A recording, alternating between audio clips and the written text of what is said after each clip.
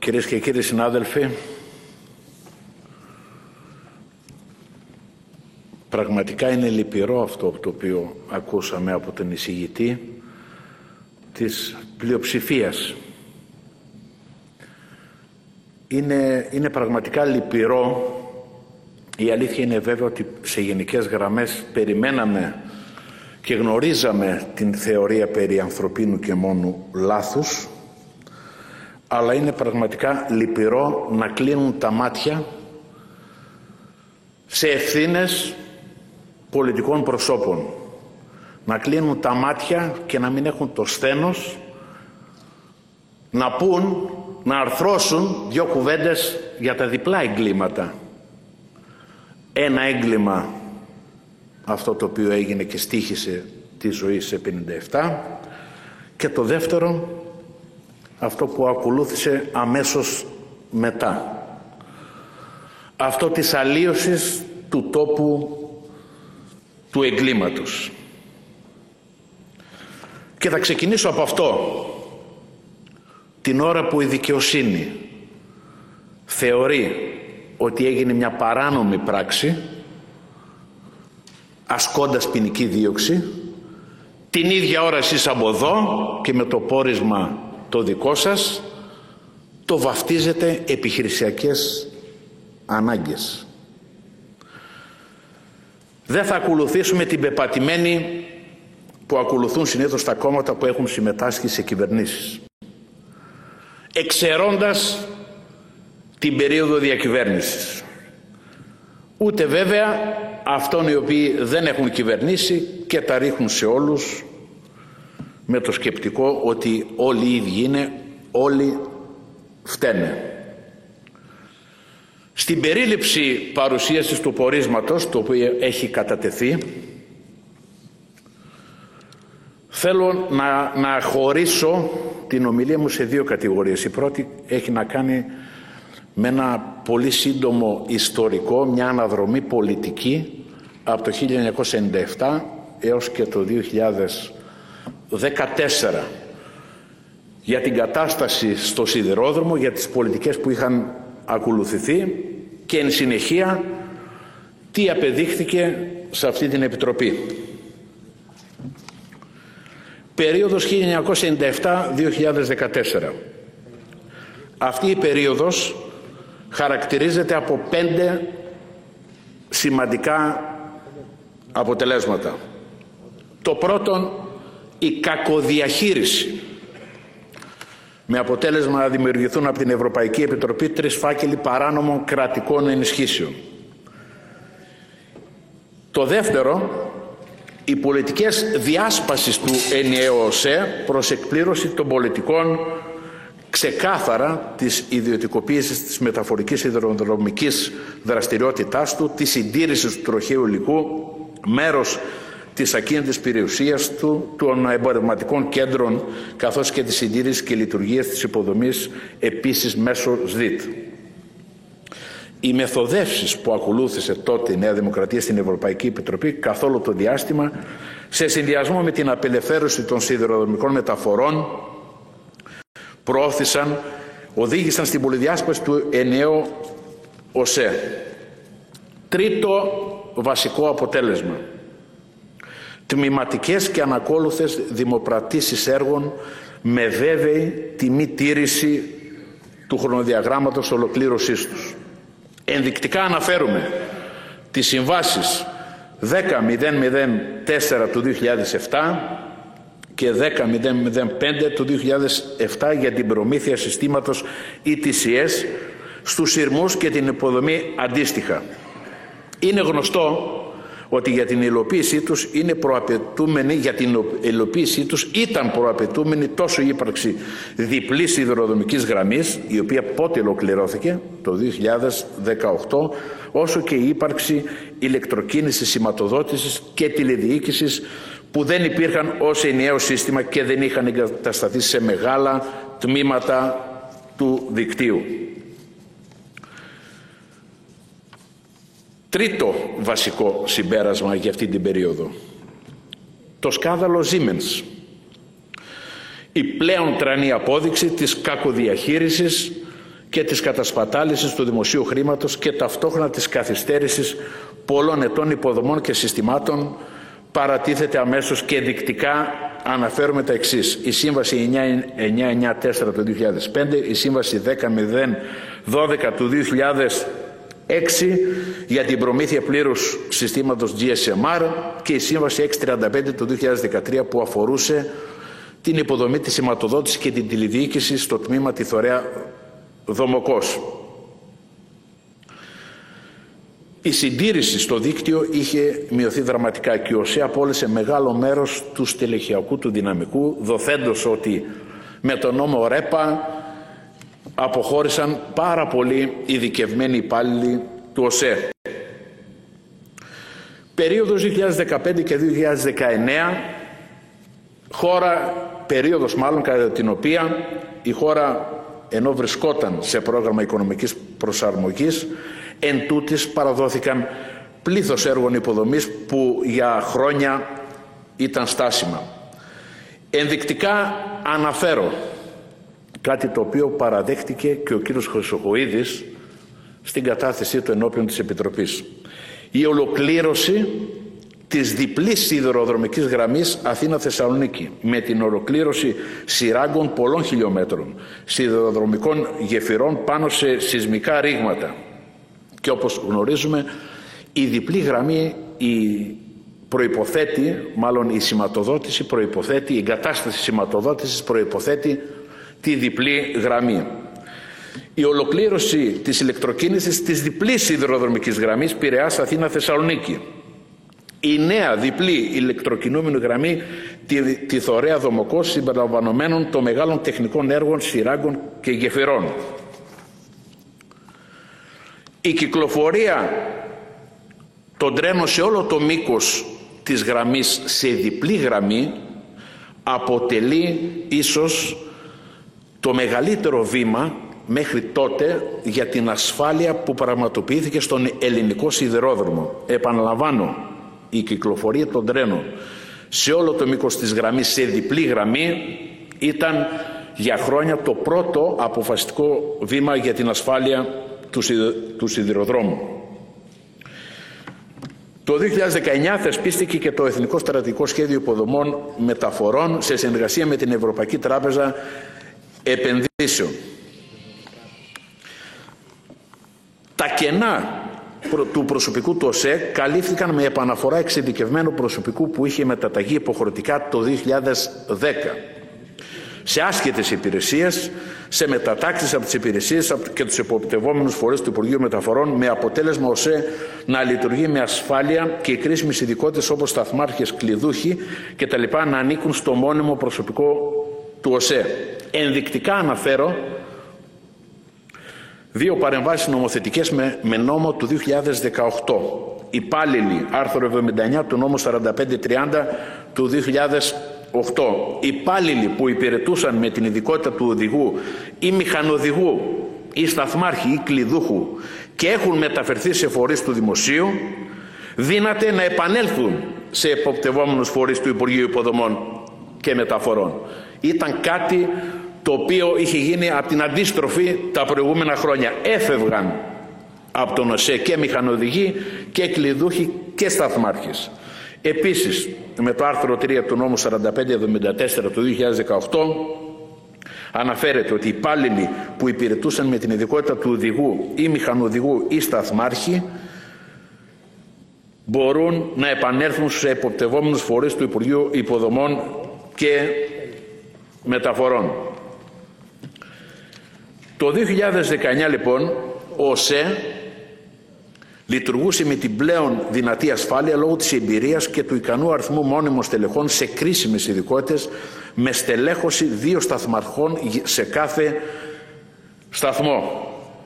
Μέχρι και το 2019 λειτουργούσαν πρόσθετες δικλείδες ασφαλείας όπως το παλαιό σύστημα τηλεδιοίκησης στη Λάρισα και το κέντρο παρακολούθησης κυκλοφορίας στην Καρόλου, με στελέχη του ΟΣΕ και της Τρενοσέ.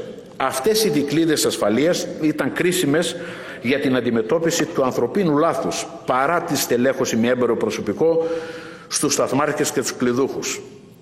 Η αιτίαση ότι δήθεν η παλαιά τηλεδιοίκηση της Λάρισσας είχε καταργηθεί και πρώτης πυρκαγιάς τέλη Ιουλίου του 2019 είναι αναλυθής.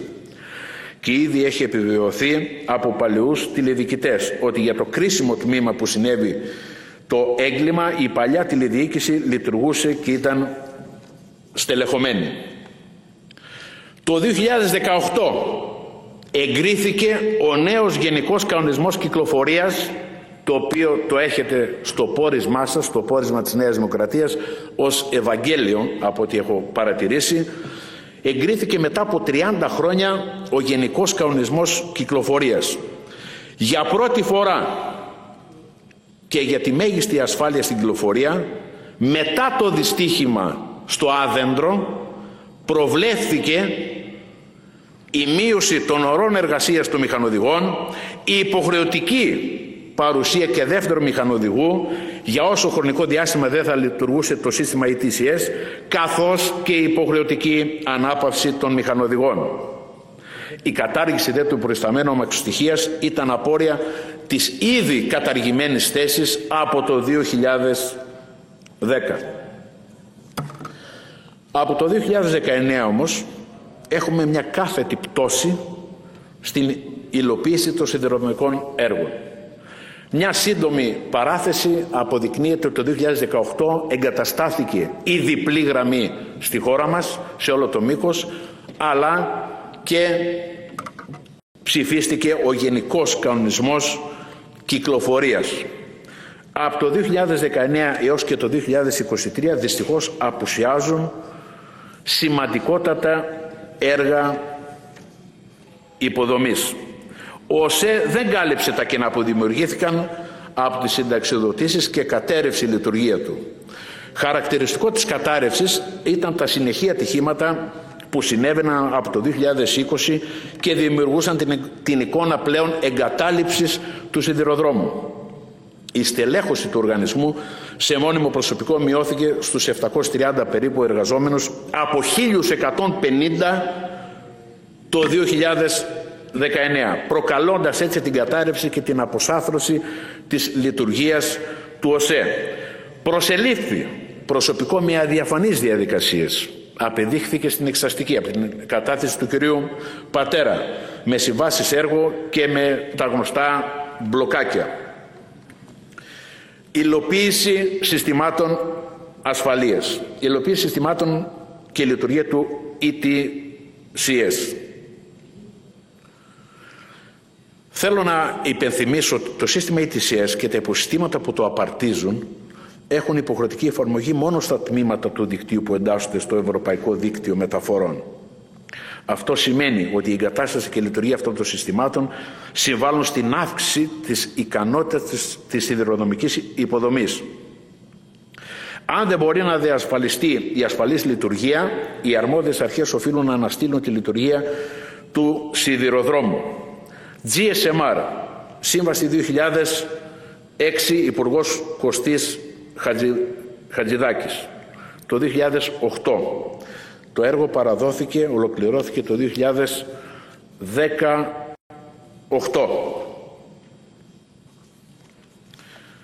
Και έρχομαι στην περιβόητη 7-17. Κυβέρνηση Αντώνη Σαμαρά, Υπουργός Μιχάλης Χρυσοχοΐδης, που την υπέγραψε και η οποία σύμβαση είχε προετοιμαστεί τουλάχιστον 3 χρόνια.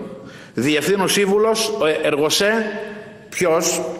Κώστας Πηλιόπουλος, αυτός ο οποίος επανήλθε το 2020 και απεχώρησε το 2020 καταγγέλλοντας τον κύριο Καραμαλή στο Μέγαρο Μαξίμου.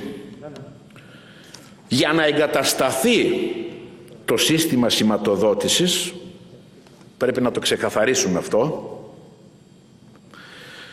το οποίο προέβλεπε η 7-17, απαιτείται να υπάρχει διπλή σιδηροδρομική γραμμή. Το 2014, όταν υπεγράφει αυτή η σύμβαση, υπήρχε διπλή σιδηροδρομική γραμμή? Όχι. Πότε παραδόθηκε η διπλή σιδηροδρομική γραμμή και ολοκληρώθηκε? Το έτος 2018.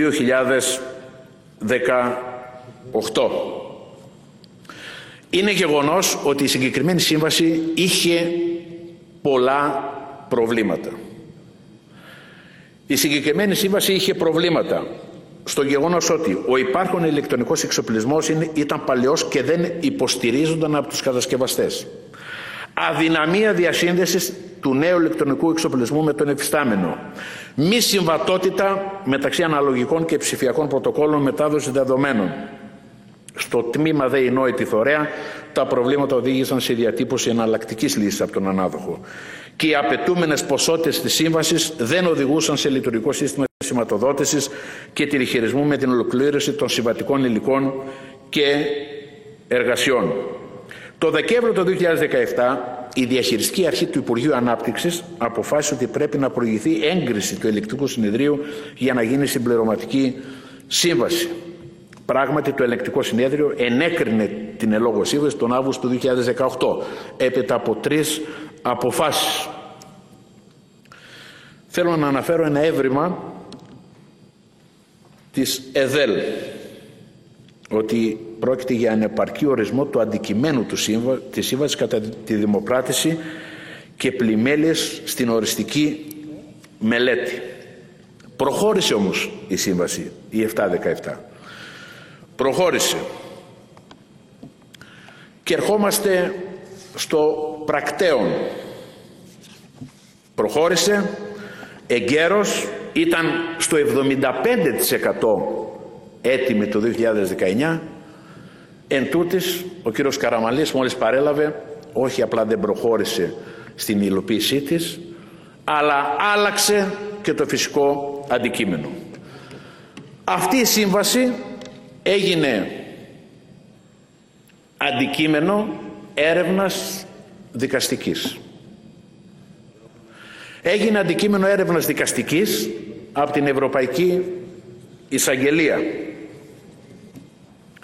Και εδώ θέλω να αναφέρω τι λέει η Ευρωπαϊκή Εισαγγελία. Ότι υπάρχει σαφέστατη αιτιώδη συνάφεια από την καθυστέρηση υλοποίησης της Σύμβασης 717 του 2014.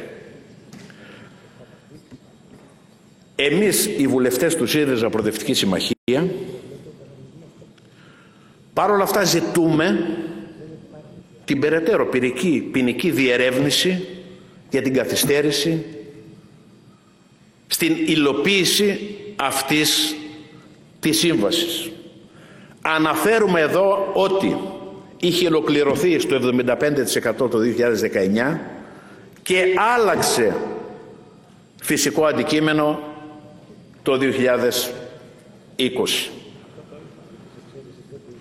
Και ο κύριος Πίντης το δέχεται, όπως δέχτηκε και τη σύσταση προανακριτικής. Αλλά από την αρχή, από αυτόν που υπέγραψε, από τον κύριο Χρυσοχοΐδη, γιατί έχει γίνει προετοιμασία για αυτή τη σύμβαση, εσείς τι έχετε να φοβηθείτε και αποφεύγετε τουλάχιστον τη διερεύνηση την δικαστική? Προφανώς έχετε να φοβηθείτε πολλά. Αυτό λέει η απλή λογική. Και έρχομαι τώρα στην αποδεικτική διαδικασία της Εξεταστικής Επιτροπής.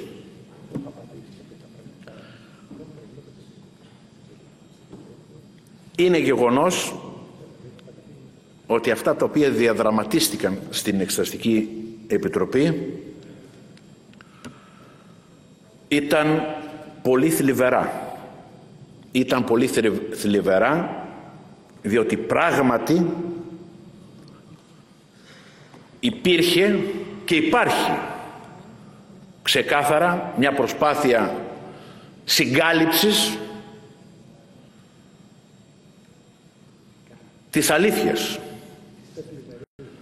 Πώς αλλιώς μπορεί να χαρακτηρίσει κάποιος όταν μανιωδώς αποκλείσατε σημαντικότατους μάρτυρες και βιαστήκατε?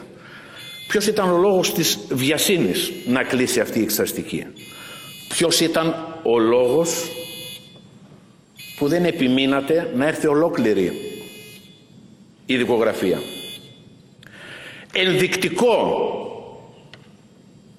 της μεροληπτικής ξεκάθαρα στάσης ολόκληρης της κυβερνητικής πλειοψηφίας, και ότι από την αρχή και στη συνέχεια ουδέποτε αποκτήσατε ένα τεκμήριο αλήθειας και αξιοπιστίας, είναι το γεγονός πως η ελεγχόμενη περίοδος ήταν 1997-2023. Αυτή η περίοδος ελέγχεται όλους τους υπουργούς. Μετήχε και μετέχει στην εξεταστική ο κ. Στυλιανίδης, ο οποίος διετέλεσε υπουργός για 9 μήνες. Ως μέλη βουλευτές της Εξεταστικής Επιτροπής τηρήσαμε στάση ευθύνης σε όλα τα θέματα, ακόμα και με τα ψευτοδιλήμματα περί προσωπικών δεδομένων. Τηρήσαμε στάση ευθύνης σε όλα αυτά τα οποία είχαν ανακύψει, όπως το αίτημα για διακοπή της Εξεταστικής Επιτροπής, αλλά και λέγοντας πάντα την αλήθεια, όπως ότι η επιλογή της δικογραφίας έγινε εσφαλμένος, ήταν πρωτοτυπία η επιλογή της δικογραφίας από το Συμβούλιο Εφετών. Το γεγονός ότι Συμβούλιο Εφετών αποφάσισε για τη χορήγηση της δικογραφίας, αυτό ήταν πρωτοφανές, όπως είπε και ο καθηγητής ο κύριος Καλφέλης. Το γεγονός ότι ήρθε η δικογραφία ενώ έχει κλείσει η Εξεταστική Επιτροπή μας οδηγεί στο συμπέρασμα ότι παραβιάστηκε η αρχή της προφορικότητας σύμφωνα με το άρθρο 367 του Κώδικα Ποινικής Δικονομίας. Η αρχή της προφορικότητας, η οποία έχει να κάνει με το γεγονός ότι τα έγγραφα έπρεπε να έρθουν σε γνώση όλων των μελών. Και ερχόμαστε στις πράξεις τις οποίες αποδίδουμε σε συγκεκριμένα πρόσωπα και τον λόγο διορισμό σταθμάρχη. Στα πλαίσια του πρώτου κύκλου κινητικότητας του έτους 2022, ο ΟΣΕ υπέβαλε αίτημα στην Κεντρική Επιτροπή Κινητικότητας για την κάλυψη μια θέσης σταθμάρχη. Η ηλικία σύμφωνα με τον νόμο ήταν 28 έτη. Κατόπιν, με απόφαση του 2016, η ηλικία για την απόφαση για την πρόσληψη του σταθμάρχη ανήλθε στα 42. Ταυτόχρονα ο ΟΣΕ με απόφασή του ανεβάζει το όριο στα 48. 13 Απριλίου του 2022 ο συγκεκριμένος σταθμάρχης υποβάλλει αίτημα προς τον ΟΣΕ ως φορέα υποδοχής, γνωρίζοντας ότι ενώ είναι 57 ετών δεν το δικαιούται. 14 Μαΐου του 2022 ο ΟΣΕ προσλαμβάνει, κάνει αποδεκτή την αίτηση,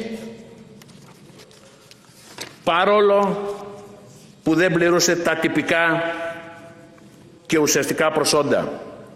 Διαβάζω την κατάθεση του κυρίου Χαλκιά, του Προέδρου της Επιτροπής Γεραπετρίτη και πρώην Προέδρου του Νομικού Συμβουλίου του Κράτους. Έβαλε λοιπόν το 48, Χαλκιάς. Όλη η αιτιολογία που υπήρχε στα ηλικιακά όρια με τις προηγούμενες ρυθμίσεις μίλαγε για αυξημένη ευθύνη που έχει ο σταθμάρχης για ασφάλεια. Μίλαγε για τη φύλαξη που πρέπει να κάνει ο σταθμάρχης στις εγκαταστάσεις υποδομής. Μίλαγε για σωματική και πνευματική ικανότητα και επάρκεια. Και γι' αυτό ακριβώς έβαλε το 48ο έτος που δεν τηρήθηκε. Το κρίσιμο νομικό καθεστώς συνεπώς ήταν αυτό που ίσχυε την ημέρα που συνεδρίασε η Επιτροπή. Έπρεπε λοιπόν, λέει ο κύριος Χαλκιάς, να σταθεί στα 48 και τι να κάνει? Να πετάξει την αίτηση στα σκουπίδια.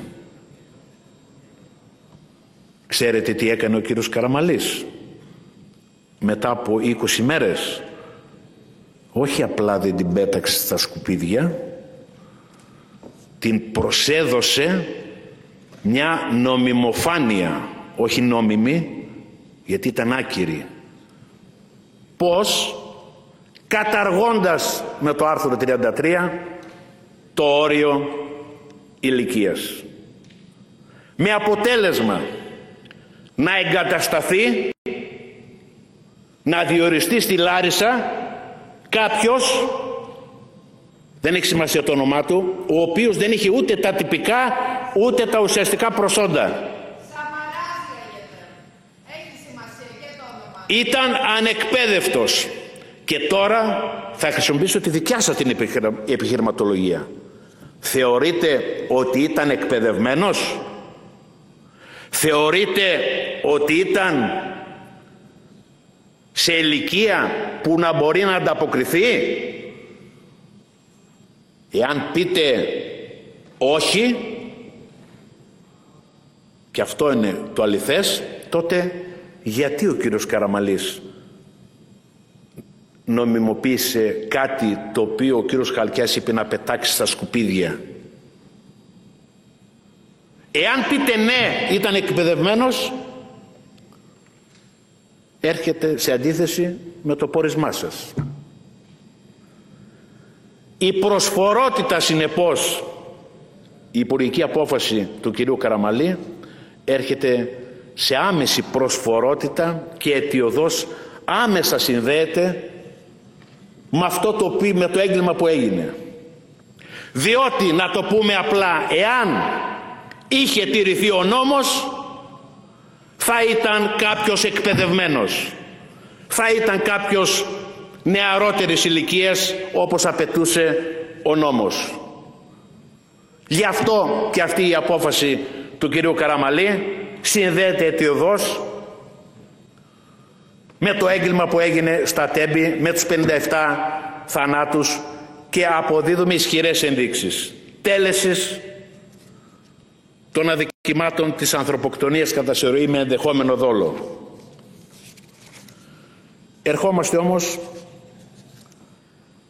και στη σημαντικότερη παράληψη του τέους Υπουργού, που έχει να κάνει με τους εθνικούς κανόνες ασφαλείας. Σκοπίμως ο ίδιος ο κύριος Καραμαλής προσπάθησε, σκοπίμως, τεχνιέντος, αλλά δεν τα κατάφερε, να μπερδέψει τους εθνικούς κανόνες ασφαλείας με το Γενικό Κανονισμό Κυκλοφορίας. Ο Γενικός Κανονισμός Κυκλοφορίας είναι τμήμα των εθνικών κανόνων ασφαλείας. Τμήμα. Ένας εθνικός κανόνας ο οποίος θα μπορούσε να είχε θεσπιστεί ήταν η μείωση της ταχύτητας στα τρένα. Δεύτερον, η μείωση των δρομολογίων. Τρίτον, η μείωση των σταθμών. Και τέταρτον, η διακοπή των δρομολογίων, όλου του σιδηρόδρομου. Μα θα μου πείτε, να διακόψει το σιδηρόδρομο? Δεν γνώριζε. Δεν γνώριζε. Πάμε στη γνώση. Δεν γνώριζε ο Υπουργός ότι είχε γίνει ένα δυστύχημα στη Βιωτία το 2022? Δεν το γνώριζε? Και βέβαια το γνώριζε. Δεν γνώριζε αυτό που του είπε ο κύριος Τσαλίδης για μεγάλο συμβάν?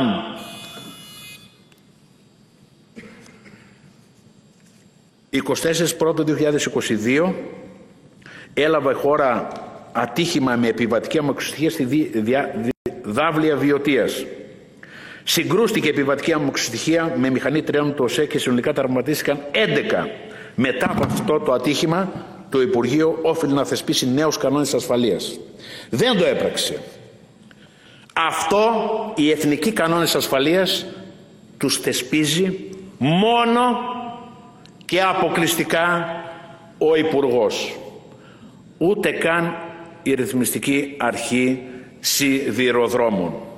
Μόνο ο Υπουργός προσπάθησε στην Επιτροπή να πει ότι έχει αλληλογραφία με τον ΕΡΑ. Δεν προέκυψε όμως από τα έγγραφα τα οποία προσκόμισε ότι είχε αποστείλει συγκεκριμένο κάποια πράξη. Άλλα 5 λεπτά. Είναι πάρα πολλά, κύριε Πρόεδρε. 5, αλλά παρακαλώ να το τηρήσουμε. Έτσι.